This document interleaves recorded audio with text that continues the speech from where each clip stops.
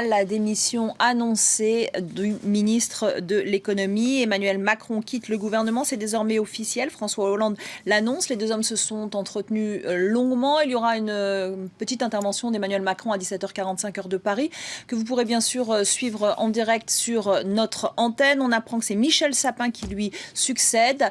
Avec nous, Roselyne Febvre, sur ce plateau. Bon ben voilà, on s'y attendait depuis des mois. Cette démission, elle est désormais officialisée par le président de la République lui-même et il ne traîne pas, il nomme immédiatement dans la foulée Michel Sapin. Oui, bien sûr. D'ailleurs, c'était l'hypothèse que je vous donnais tout à l'heure à votre question sur qui allait le remplacer. C'était probable que ce soit Michel Sapin ou peut-être Matthias Fekl, le secrétaire d'État au commerce extérieur, qui est l'homme qui monte au Parti socialiste.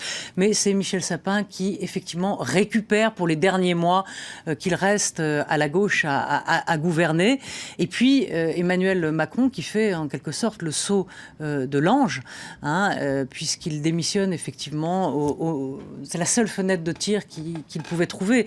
Après, ça aurait été trop tard. Avant, ça aurait été trop tôt. On voit bien qu'il avait préparé le terrain à tous les niveaux, même au niveau médiatique. On se souvient de cette photo dans Paris Match cet été qui a fait rire beaucoup d'ailleurs parce qu'il était en maillot. Enfin, il se promène sur la plage main dans la main avec sa femme et la photo montre un cul nu de nudiste. Voilà, donc un cul nu.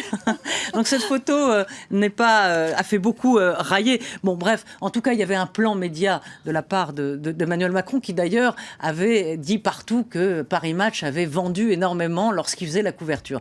Donc on sentait bien que de toute façon, il avait des fourmis dans les pieds et que c'était le moment pour lui d'y aller.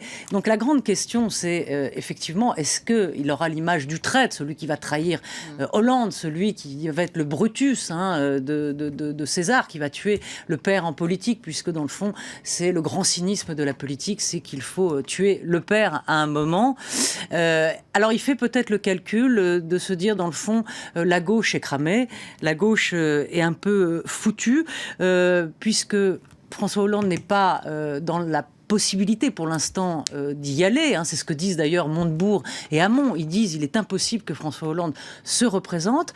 Peut-être que le calcul d'Emmanuel Macron, c'est de dire dans le fond, je peux être celui qui peut sauver la gauche face à Juppé.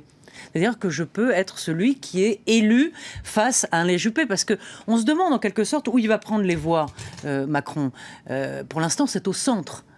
Même s'il dit « je suis ni droite ni gauche », il n'ira pas prendre des voix au Parti socialiste, puisque pour le PS, c'est un affreux libéral, pro-business, post-socialiste, on va dire. C'est pire que la troisième voie de Blair.